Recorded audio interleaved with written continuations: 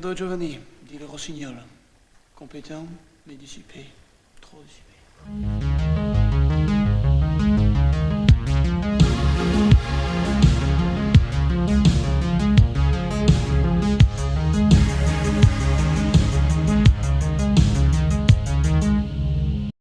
Welcome back to the Harbor. I'm your host, the Kino Cowboy. I'm here with my co-host, Scott Keith. Away from the summer series now, back into our regularly scheduled programming. Today, we're doing a film called Man Bites Dog. And that comes around from just a discussion my friend Cody and I had where we were coming up with kind of concepts for mockumentary films. And when I came up with something similar to this, he said, "Oh, that's already a movie. It's called Man Bites Dog." And I was like, "Really?" And I looked it up and I was like, "Oh, okay." So I threw it on the list. You can do the American version. You can do like Spike Lee's Old Boy. You can do that. You can just make a watered down American version for it. No. Um, well, as someone who's made several mockumentary style films, that kind of concept intrigued me. Um, but if it was me, I would have probably been a little more absurdist and a little more like balls to the wall with its satire, which, different kinds of Right, execution. because you would have been more American with your satire, and they're very Belgian French with their satire. Depends.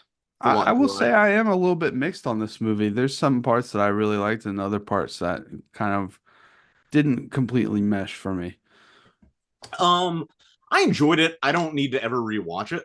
I understand why this is in the Criterion Collection, and that's because it's shot in black and white.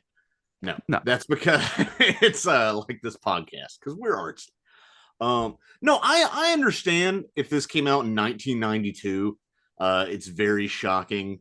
This is when people were shocked about things like Pulp Fiction or like Mortal Kombat on the Genesis was corrupting the youth. Doom was corrupting the youth.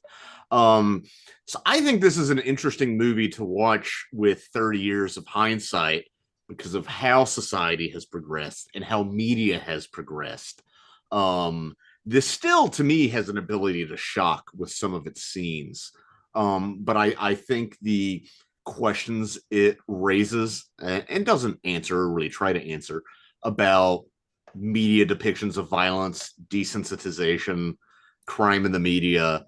I think as we've become even more media saturated, I think all of that's even more relevant now. Yeah.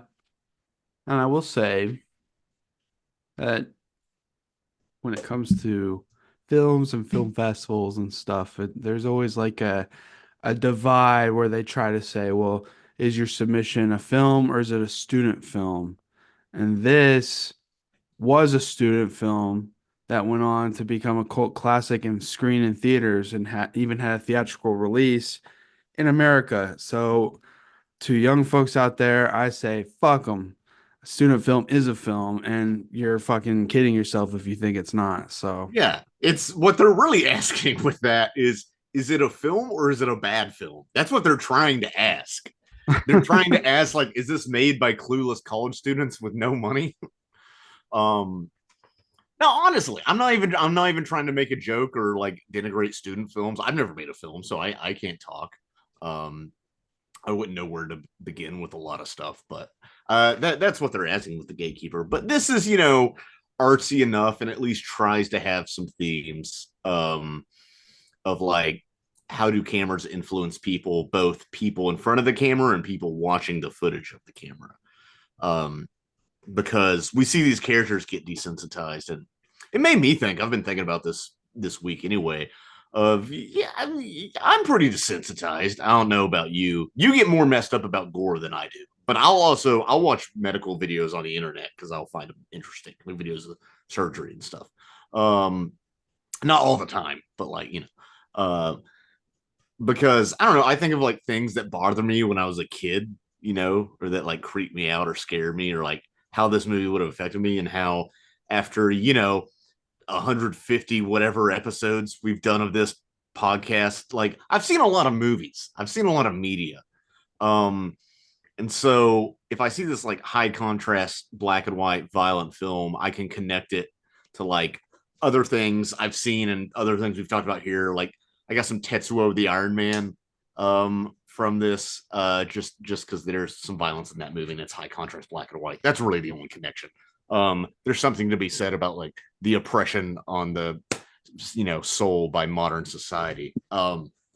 Because the main character, Ben, who, by the way, all of these characters that's their real name in real life, which is intentional to further blur the line.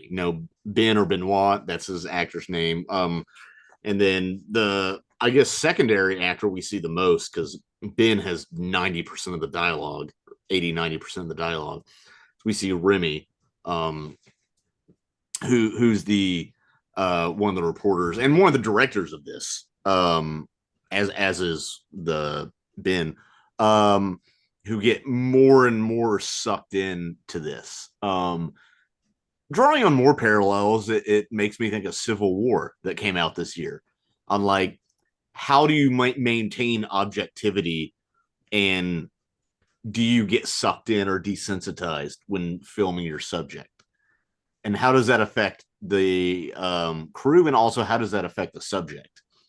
Because there's things like Cops, the show, where cops are gonna, anyone, but in this situation, like, cops are gonna act different depending on like if they're being filmed or not. Because like campus cops came to my university when I was there, and the cops were like more aggressive and showing off for the camera. Not aggressive like beating people, but in terms of just like, trying to get the perp, which was, some drunk college student. It wasn't some danger to society unless they're behind the wheel. Things like that. Or even like you'll have documentary crews follow around. Like years ago, back in like 2013, Netflix released a documentary called Mitt about Mitt Romney's presidential bid. And you have to wonder how that affected, knowing he's on camera, how that affects his portrayal, especially as someone as savvy as him, versus like, I don't know, he got in trouble during his campaign with the public because Mother Jones, I think, snuck a recording into one of his meetings, and he was calling basically welfare recipients moochers. That was the ascent, or saying that half the country is moochers or something. I don't know. So what did you? So you're mixed on this movie? Yeah, I think it starts out pretty fun. The whole idea is a joke. It's an absurd joke. Like, okay, we're gonna just follow around a serial killer and document his killings. Like, that's pretty funny. And there's some funny jokes. It starts out pretty funny, and I just think instead of having it escalate with the filmmakers becoming compliant, I feel like it's kind of wishy-washy, kind of all over the place with what they're down with and what they're not. And I think because they're immediately in on this concept to begin with, so that's part of the humor to me. And I find it weird that like it's funny to me, but like 30 minutes in, like their sound guy gets shot and killed, and they immediately like pick up his equipment and start finishing the job. But then like the director guy like stops and like gets real serious with the camera and like, well, I guess we should continue this. It's what he wanted, which I found kind of funny, but also kind of like, it's weird that he's having these second thoughts this far in when we've already seen like 10 fucking killings. I don't know. And then like, I kind of wish it just would have been straight black comedy instead of, I don't know. I feel like there was no need to really try and say, I think the concept was enough to have a commentary. You didn't have to like have a moment where he tries to get serious or something. I don't know. It's like, it's already too silly of a concept to me. Right. So you it took you out of the movie when there were a couple scenes of Rémy talking like video diary style to the camera. I saw that as the turning point of the movie where he was already desensitized, but that's where he completely checks out and gets desensitized. I think that also kind of is trying to comment on in the same way as when we watch movies or even when we watch the news sometimes, like you don't always see people as people when they die, especially in movies. I mean, a lot's been said about like how many people does John Wick kill, or Luke Skywalker for that instance. Like, oh, Yeah. stormtroopers aren't people; you can't see their faces, you know. And the sort of desensitization that seeing something from a camera lens or on a TV screen gives you. And so I think it's not real to him until that moment where somebody he knows died, because we're so good at I mean, like everyone is so good at othering people and dehumanizing people in the broad sense. And that makes it break. And then he kind of slips more into his nihilism, which isn't me defending the film. I'm just No, trying. I know. It's just for me personally, I don't need that level for this kind of movie. I was Mhm. hoping it would just kind of like escalate in its own way. I like the some of the jokes. I like it's like that lady, she has a tanning bed light so you can tan while you have sex. Oh yeah, that's a good one. And then another joke is that he killed two Arabs but made sure to make sure they were facing Mecca in their when they were Yeah, buried. right. This, Because the guy is a complete pseudo intellectual, yeah. which I think a lot of killers and cult leaders and stuff are. I've been listening to a lot of Patton Oswalt recently, and he talks about his deceased wife. Um, and she was a true crime writer, and actually helped solve some cases with some of her investigations. But she was very anti this true crime industrial complex or whatever we got going on now. I Yeah. feel like it's died down a bit in the past few years. I might be wrong. I was never into that world. I'm not a true crime guy. I'm not a NCIS SVU guy, you know, CSI, pick your acronym. Um, it's just not for me. And also I watch things to escape, not to like if I want to be depressed, I'll read the news. I don't know why I need to like watch like real life killing. And so some of Yeah. it's interesting. I'll read about it. But I mean, I dated this girl who would like binge watch SVU episodes, and she was a gender and women's studies major. I'm like, are you just like watching women get assaulted all afternoon for fun? Like that's what you're. I don't know. It's a weird thing for me. But anyway, Patton Oswalt's wife was talking about like these people shouldn't be romanticized. They're really the most hollow shells of people you can imagine. Like you have to be completely empty on the inside to be a serial killer like this, you know. And a lot of times they wind up in prison. And what are they going to like start projects? Are they going to Andy Dufresne it and start a Yeah. prison library and like build it up? No, they're just going to sit in their cell and like eat junk food and jerk off, basically what I do, and and then die like a pathetic death. You got somebody How like Manson who got married and carved right. a swastika in his head, but he's Well, another you level know. because he's technically not a killer, I guess. It's more like the producer. Yeah. I just like this guy. There's a moment where he just takes the time where he's just complaining about like the infrastructure of like the suburbs and like the nearby city and stuff. And like at first you really think he's got some smart shit to say, but the longer he drones on, it just sounds like pseudo intellectual garbage. It's so No, funny to me. they probably this is a student film. They probably just listened to somebody in one of their classes drone on at a Yeah. party or something, and then just transposed Yeah. that dialogue to a serial killer. They're I like to think Ben, even though he plays his own name, I like to think it's all based on some guy they knew in their film program, some like really pretentious film student, of which there are a lot, and just took it and like, what if that guy was actually killed as many people as he did conversations at parties with his fucking droning, and then, like we Yeah. make him spoilers, we make him get shot in the end because fuck him.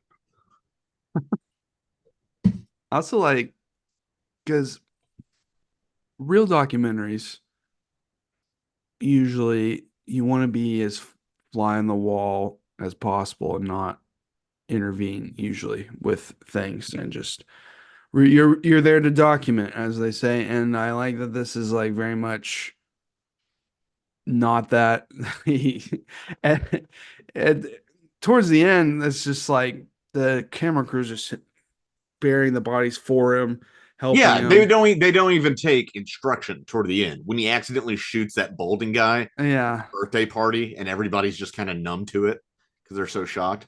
He yeah. they just start rolling him up in the carpet or whatever on their own. But I think that's the question this movie is trying to ask is like, is a fly on the wall documentary even possible? You know, or is that going to affect things anyway? Which I think this movie clearly says it affects both the subject and the crew.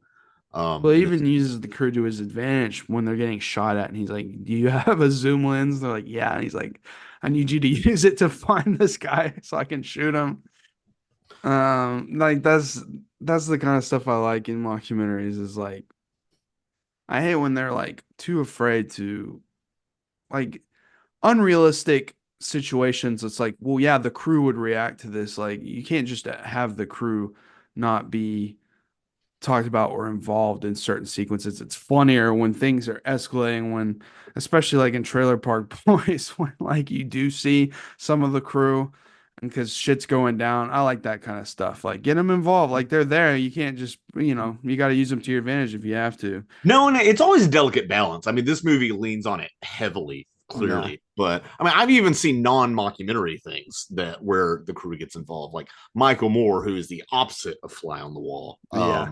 And I'm not a big Michael Moore fan. I mean, I'm about as liberal as they come, and I'm not a big Michael Moore fan just because he's I don't know, he's Michael Moore. What do I have to say? And I just what I've seen of his stuff, which has been a while. It's not always like the most researched or thought out. It's all polemic. It's all rhetoric, and anger. But the I've seen like in his one of his shots, the crew's talking to him like, how do you want to do this? Or like the crew's getting nervous, like, do we keep rolling no matter what? And he's like, keep rolling no matter what. And he's like lying about like, yeah, turn the camera off, lying about that shit. Which I don't know, I kind of appreciate. I think it's kind of funny. I I don't know. So do you think this involves the crew too much? No, I think it's a correct amount. I just think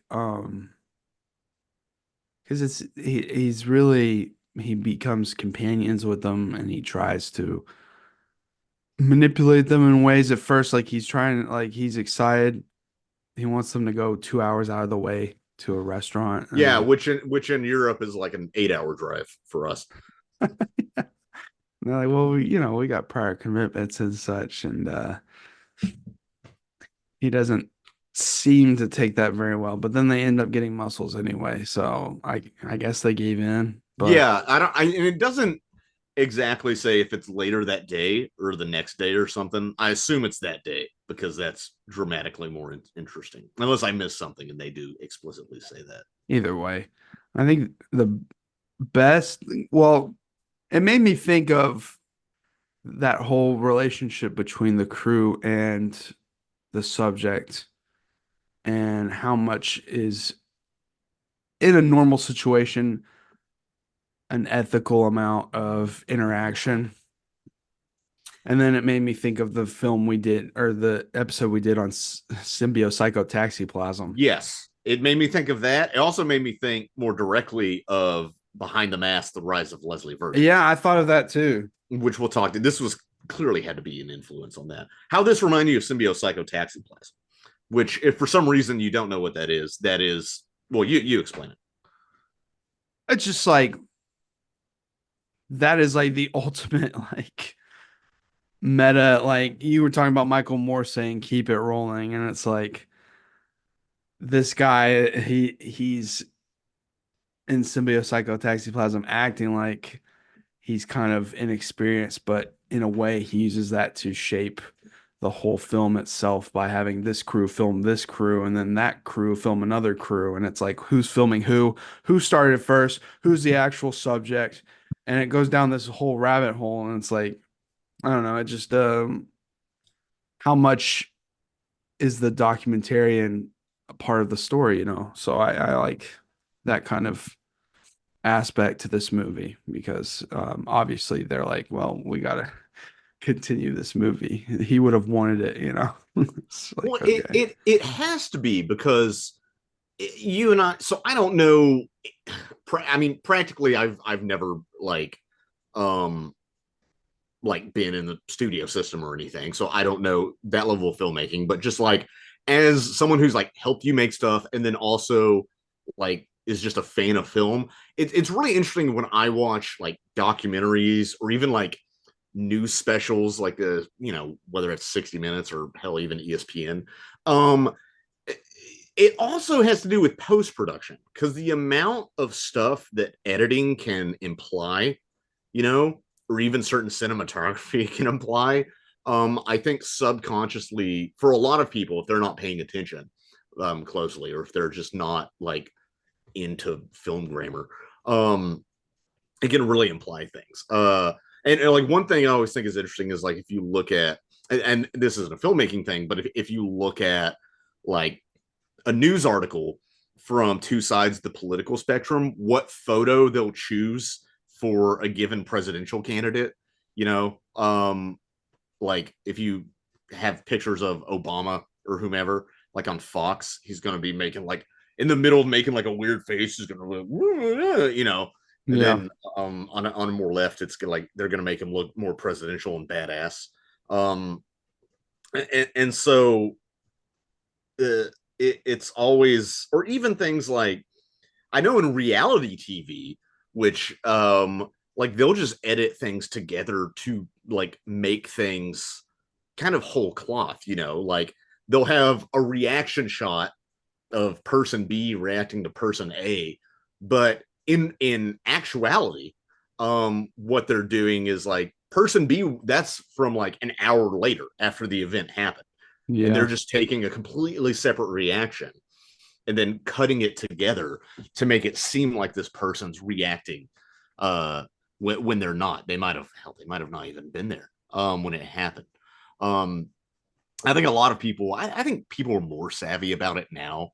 But even so, I think there needs to be like some sort of, I don't know, some sort of explanation to people, like really break it down how documentaries work. Cause like so many people just, I don't know, it's a problem and they buy into the narrative that's being presented so easily when you like, it's so easy to me to piece together how they shot this or that. And like, oh, they're going to use this dialogue from another interview under this just to emphasize things. But like, I don't know, that Nickelodeon documentary that came out that everyone watched. It's like, mhm. okay, this was informative about some of the stuff that was happening on set with Dan Schneider and all that. But like, it's pretty obvious the kind of even just music cues, the Yeah, cuts, the close-ups and stuff like that, just to elevate the drama. It's manipulative. And I'm not saying it's a bad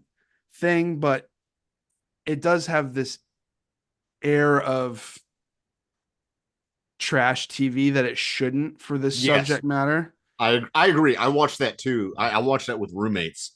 First of all, I think more people are, because of streaming, more people are watching documentaries now than ever. Yeah. Because it used to be you had to seek it out more unless you were watching Animal Planet or Discovery or something, which those don't even have documentaries anymore. Those just have like, I don't know, garbage. Ancient aliens and stuff. Um, no, there were a lot of musical cues. They would show like the court documents, what it said, and emphasize certain parts of the court documents while a voiceover from an interview was being played, like trying to connect two things, which may or may not have been connected. Um, it's also the thing that docuseries, like most series today on streaming, are stretched too thin. Like it's like that didn't need to be 4 episodes or whatever. It could have Yeah. been two. That could have been a 2 hour documentary. Yeah. Easy. Um, and then they added another episode after, I remember, of like extra interviews for people that was just like, oh well, let's get another, more engaging. Yeah. I And didn't then bother one with guy that. who'd refused to talk to the documentary earlier, who has been a child actor or something, I think he saw how big the documentary got, and he's like, "Oh no, I'll give it an interview. I'll be okay."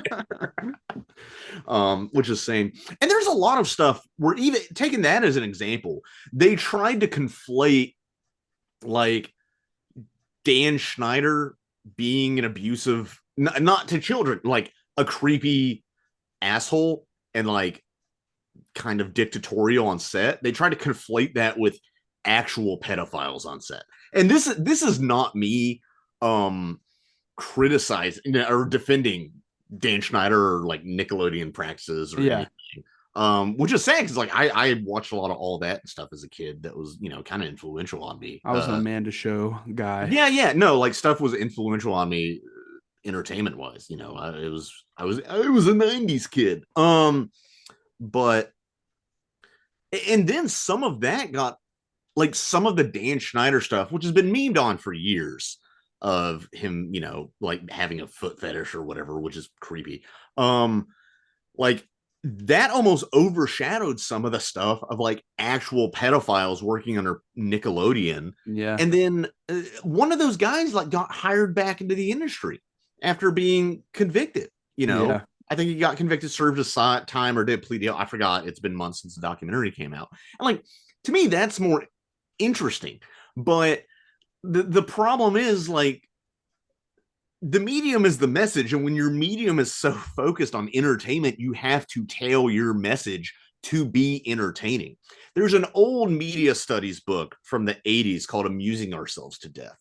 And it talks a lot about how we're living in a more of a Brave New World future than a 1984 future, because it came out in 1984. It has like Ronald Reagan, the actor, on the front cover with like a clown nose on his mouth. And it's sort of, you know, a little, it's outdated. I'll just put it that way. It's like 40 years old. It is 40 years old. But the point is like, he's talking about television news primarily. And full disclosure, I was raised in a journalism family.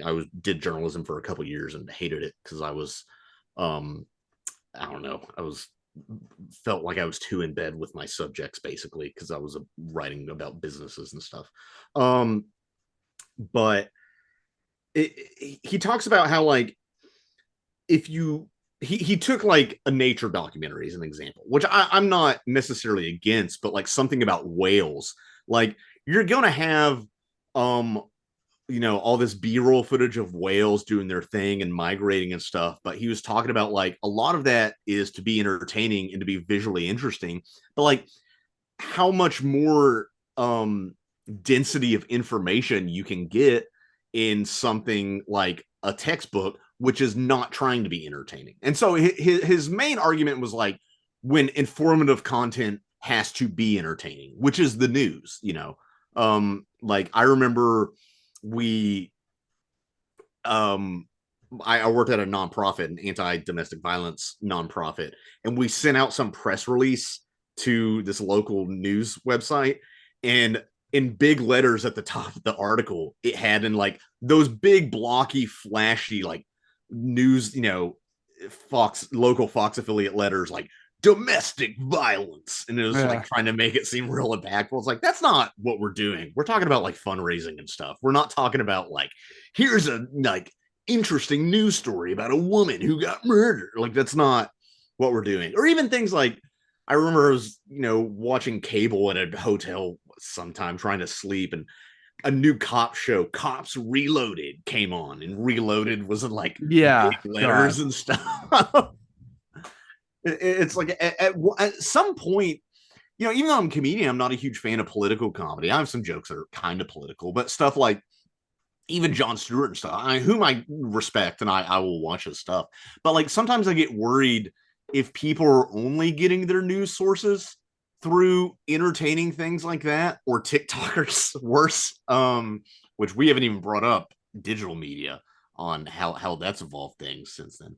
But it makes me worry because like sometimes news, like it doesn't need to be packaged in a way that's like interesting or comedic. Sometimes like you just got to sit down and read about UN resolutions and be grown up enough, you know, to find that interesting. I feel like I went on a big rant there about media that was very half informed, but I'll stand by it. Fuck hey it. man, whatever you get from watching movies, you know what I mean? Like, Yeah.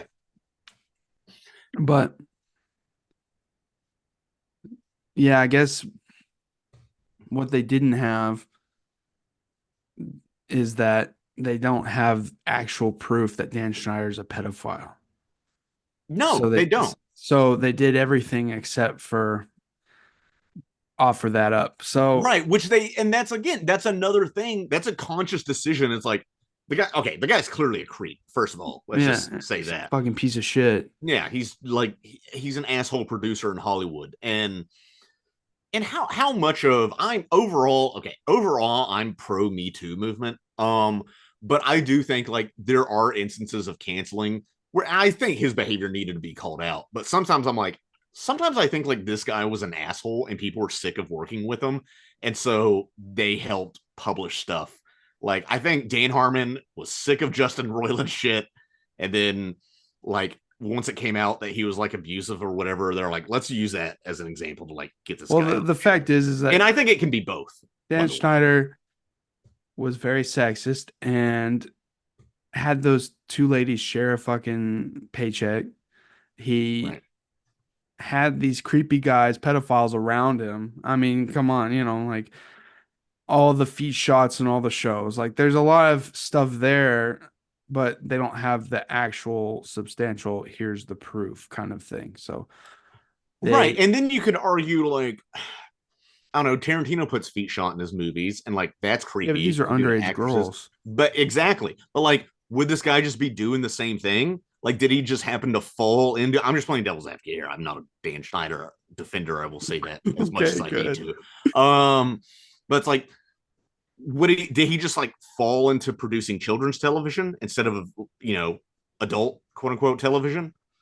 Would he be doing the same thing? I don't know.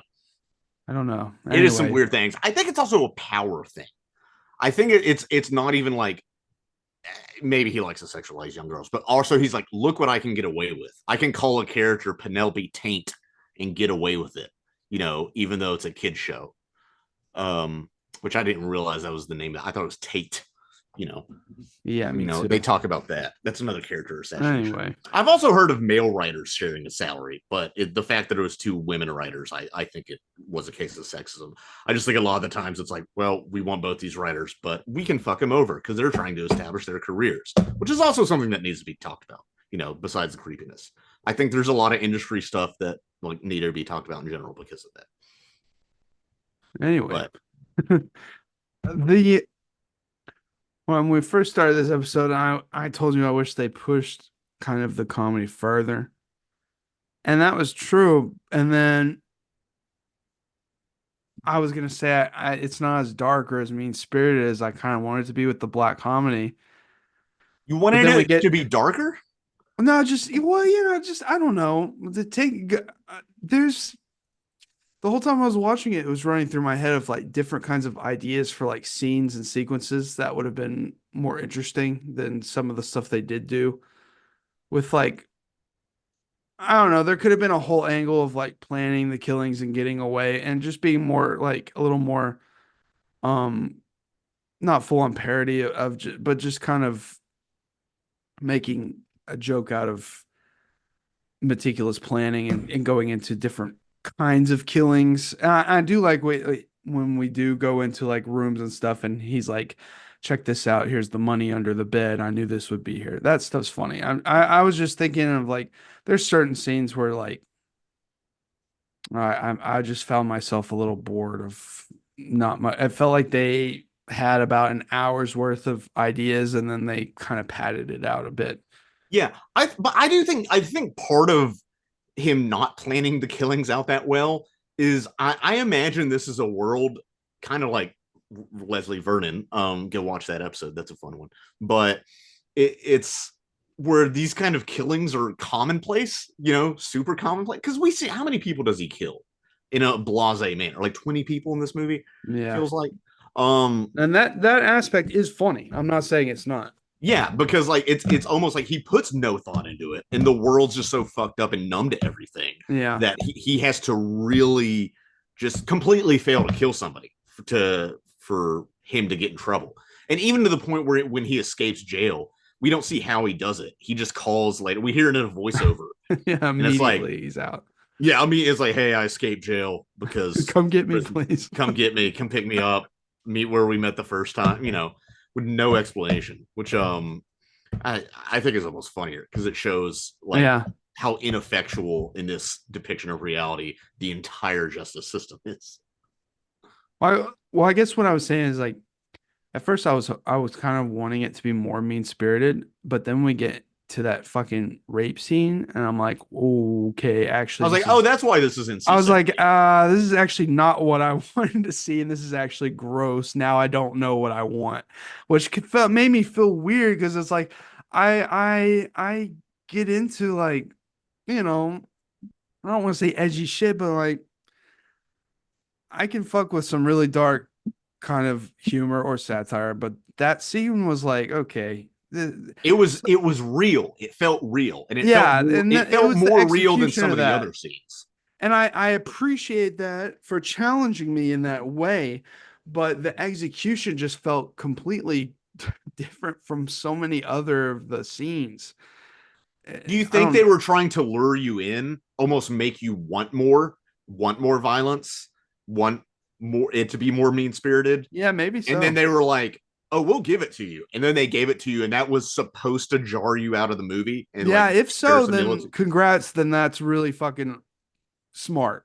Because I think that could have been what they were going for. But I think there is the chance that maybe they just were kind of wishy-washy with how they executed different scenes throughout the whole film. So I don't know. Sometimes the tone kind of isn't fully established, I feel like. So I don't know. No, I can see that. The tone definitely varies scene to scene. It gets darker as it goes on, obviously. Because I think, I mean, the amount of gore we see her with her like entrails out. And they're all like laying around and shit, dude. I was like, ugh, fuck. Right. And we haven't seen them. You get the idea that Benoît kind of enjoys these killings, but not to the point where he's like a sadistic, I'm gonna gore you and dismember you and like do all this stuff. He's very, or at least tries to convince the camera crew that he's very utilitarian about it. I like older couples because they have pensions. Also, he says he likes attacking the mailman and stealing pensions. I'm like, was Belgium sending out pensions in cash? What was, you don't have checks? I don't know. That was a small thing. I was like, what's happening? I do like the business like transaction that comes off as and he doesn't like killing kids, which in my head canon, because they're like, what's the point? They don't have money. And in my head canon, he probably had an effed up childhood and doesn't like to, inflict pain upon children. He probably sees like them as innocent or not deserving. Yeah, but he even says like kids are not good business. They're more of like a pain in the ass to deal with it than anything, and people get too sensitive about kid killing. They get so sensitive. That was one of the funnier parts. This guy's like Dan Schneider. This guy's kind of a pedophile. It's implied that the flautist chick it's heavily implied, if not outright said, that he groomed her, from a young age.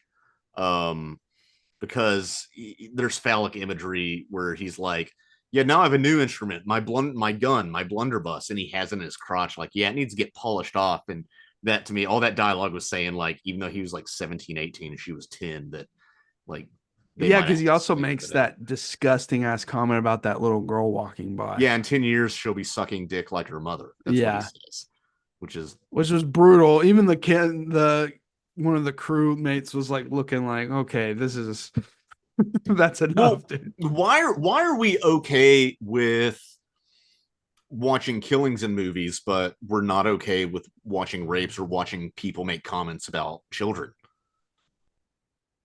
I always thought that was interesting. Yeah, dude, child death in movies is like, Parker and I watched she was wanting to watch Hereditary. She had never seen it. She's like, I finally need to watch this movie. And then she was surprised that someone she knew, the movie was over. She's like, that was the movie my former friend had to walk out of because it was too much for him. I was like, Parker, I think you're desensitized or something. You have to understand, a lot of people can't deal with certain shit like child death. And Oh, like, because they have children is why. because I said to her, well, and I was like, it's not just that person you knew. Sumner had to turn it off and come back to it. Who does And not have a Sumner child? is not, he's not a Nancy boy, like he can handle shit. He's not a But soy like, boy. well, you know what I mean? Like even him was like, yeah, this is too much. And like, I was like, Parker, this is like, I'm surprised you're acting this way about it, because like that's an intense fucking sequence. But It is. yeah, What gets me, and I know Parker because she used to be work with animals. What gets me is when people get mad that the dog dies, and then that's almost the joke with the first John Wick is that they kill his dog, and then he kills like 50 people in retaliation. yeah, And people are like, "Yeah, that's about right. That's justified." It's a weird thing. It's because, and it has to do with innocence. Again, like kids and dogs are innocents, adults are not. But yeah. When I we also watched, think it's because we're so used to seeing adults die in movies with no real fanfare. They'll just get gunned down. like when we watched Akira, she was down with everything except for the beginning where the guy with the kid is like having to escape and those dogs come up and he has to shoot them. She's like, it took her a moment. She's like, well, I guess there was no other way. And I'm like, this is an animated movie. It's okay. And those aren't even real. They didn't even have to train those dogs. Like it's not. They just got some. What do you call B-roll for audio? They got some stock audio of dogs barking. I'm like, put it over okay with Tetsuo imagining his guts falling out of his stomach. Yeah, there's a rape in that movie too, or an attempted rape. It's attempted. Yeah, that's brutal. That's actually one of the most brutal animations I've ever seen. Well, yeah, I can handle sexual assault in the movies, but for some reason in this one, I was like, this is rubbing me the wrong way. And if that's intentional, then kudos to the filmmakers. I'm gonna give them the benefit of the doubt and say it was intentional. It was trying to be Brechtian and like shake you out of the experience. And, like, make you think about your relationship with the movie while you're watching it. Yeah, and also just from a plot standpoint, show the degeneracy that they're slipping into, which is, I don't think it explicitly says, but I think that's Christmas morning because there's like Christmas decorations and stuff. I think they're out on Christmas Eve drinking, and I'm gonna imagine like Christmas morning they wake up and there's like dead people and all that. And even the pseudo intellectualism, and sort of played for laughs, but it's not funny because it's so fucked up. Of like Ben being like, "No, you have to like make love to a woman and make her orgasm," while they like have her husband at gunpoint and her at gunpoint and stuff. At least they largely conceal the actress's face. I feel better for the actress, I guess, if you're gonna have to do that scene. For if this is a student film for almost no money, if not no money. Yeah. It's got to be hard. They didn't have intimacy coordinators back then. Although I don't even know. I was thinking, like, what does an intimacy coordinator do in this scene? It's so effed up. Anyway, there's no on this kind of a movie. There's no intimacy. Yeah, I know. That's what I'm saying. Yeah. In the 90s, no movies have. That makes me think of the few times we have discussed sexual assault in film. They have been done in an interesting way that it's not just for bullshit. Like when we talked about Perfect Blue, the whole point is that it was blurring the lines between fiction and reality on a meta level. Mm-hmm. And where she's playing a rape victim, but also she has all these people around her. So I don't know. So she's actually being traumatized. As long as they have something to say with it, then fuck it. You know what I mean? Right. I do think this movie has something to say with it. Yeah, I don't totally. think it has a ton to say. I don't think it's not as. I don't need it to have like an amount, an insane amount. I just feel like I'm fine. I'm all for a movie asking more questions and giving more answers. I think that makes for better filmmaking a lot. And people might think I'm dogging on it too much, but I'm not. I'd say about 70% of the movie I really liked, and then about 30% I was kind of indifferent. And that's not bad. 7 out of 10 is good. We don't put ratings on movies here at the Harbor, but like I'm just percentage wise, it's like there's a couple things I thought could have been different, but I think the main issue, it's a skill issue of mine, is that I like these kinds of I make mockumentaries, and so when watching it, it was too hard this time to not think, well, what would I do with this concept, with this scene, and how would I do this, and where would I take my story if I were doing this concept? And that's just my own problem. And why don't you should make your own version of this? I don't want to. Yeah, or I don't know, something like this. Well, I'm making something that I know pretty soon. People at home, I'm making a new mockumentary about with our friend Cody about a noise musician. So right. I do want to talk about one of my favorite moments of the movie. I want to talk about is when they see the other documentary crew in that abandoned warehouse. That was so funny. That reminded me of Shaun of the Dead when they walk up on the other crew that's like similar to them. Yeah, they're exactly the same. And again, that's one of those things where it's like, oh, in this universe, there's so many killings and such a desensitization, but also interest in it. There's multiple serial killers, both with crews. Also, when he learns that camera's video and not film, and he trashes it. That was my favorite joke. I'm like, oh, did Nolan direct this? Like, did he direct this scene? Yeah, because it's such a big camera. It's like, oh no, it's video. Oh, okay. Well, that they were definitely ahead of their time there, because like there's so many sitcoms from the 90s that like you stream now and it looks great because they shot it on film. And they're, you can go find the original film reels, and now it's 1080p like Seinfeld. It looks crisp. And then you watch other shit that was only shot on video, like I can't remember what exactly, maybe like Fresh Prince of Bel-Air or something, but it just has that VHS low quality look to it, and you'll never get it higher than that. So like, right. I don't think they predicted high fidelity internet streaming. But I get it. I don't know if video cameras versus film cameras were just that much bulkier and bigger back then. I don't know. I don't know cameras. You know more about that than I do. But also neither of us were alive in 1992, so I don't know what cameras they were using this.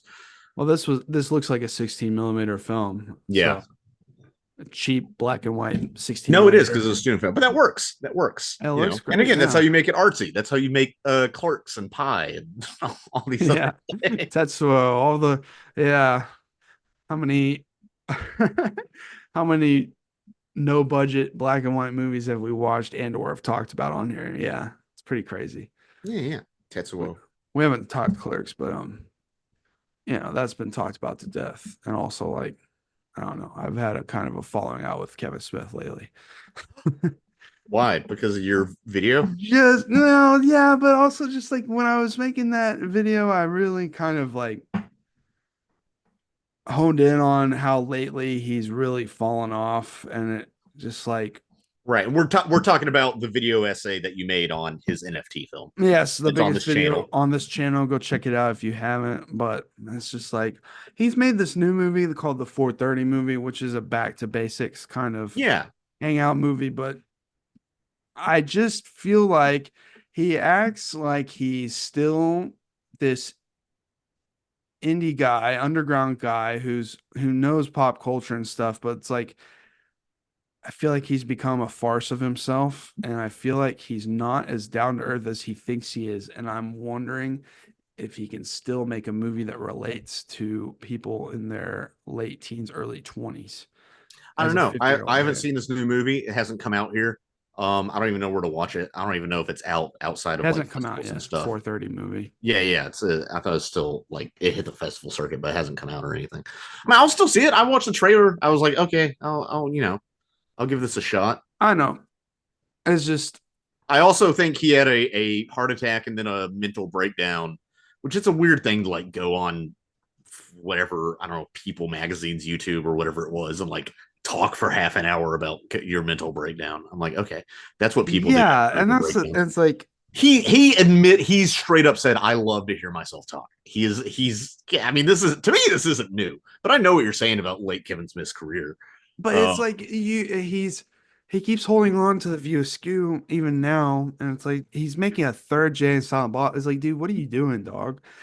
Don't you want to venture out? You made Red State and Tusk, and you took risks with those, and it was cool to see you take risks. And now I think he's doing an Adam Sandler thing where he's like doing things to help his friends get paychecks. I just think it really dawned on me when you watch the last act of Jay and Silent Bob 2, and it's a fucking Kevin Smith convention. And it's Kevin Smith as himself coming out playing Kevin Smith, while also Silent Bob Kevin Smith is like interacting with Kevin Smith, and every single product and fucking movies and everything is like all part of the con. It's just like, dude, Yeah, you you've can't be described this to me, and like that's why I you skipped can't it. be this fucking guy when you're inflated this much. I don't know. It's just like if that's a whole Yeah. other Well, fucking I don't know. conversation. Maybe you're just poor. Who, me? Yeah. For, Maybe you're just for jealous. I'm more poor than you. I'm definitely. I need to. I'm trying to make rent this month. Anyway, I don't What know are we where talking that about? came- I don't even know where that came from. I guess indie black and white shit, but Yeah, whatever. yeah. It's fine. Well, yeah, one of the directors of this killed himself in 2006. I was like, damn, Yeah. whatever. Good. No, No. that's not good. No. That's not good. That was a bad joke. That was trying to be edgy like this movie. Yeah. Good job. If that worked on you, if you were offended by that, type it down in the comments below. Otherwise, thanks for listening, everybody. I think that wraps up our Man Bite. I don't know why it's called Man Bites Dog when it's not. Oh man, but I didn't talk about the title. I should have mansplained that as a journalist. So in the French title is translated as "It Happened Near Your Home." I don't know if that's so. Man bites dog is an idiom from journalism. I forgot to mention this. And what it's saying is like for something to be newsworthy, it has to be important or unusual. So dog bites man, that's not a news story. Okay. You know? Man bites dog, that's a news story. Okay. That's where the title comes from. Okay, then that works. I just thought it was so far away from the French title. I was like, what is this? No. And also when you first said we were doing this for a second, I thought we were doing Wag the Dog with Dustin Hoffman. I'm like, oh, that's a completely different movie. Does have to do with Albania, apparently, though. Thanks for listening, everybody. I've got a big video essay coming out later this week. Look forward to that. We have tons of more episodes available. We have a tie-in film. I wrote a book. You can find all that in the description below. You can follow Scott on Instagram, Scott K Comedy. For if you're local in Arkansas, if you're not, you drive all the way here to see a show. Yeah. No, I know what you're saying. But anyways, next week we'll be back. I could be wrong, but I think we're doing Brigsby Bear because that's one you wanted to do. We're finally there. So I think that's going to be next week, fellas. So thanks for listening. We'll see you next week.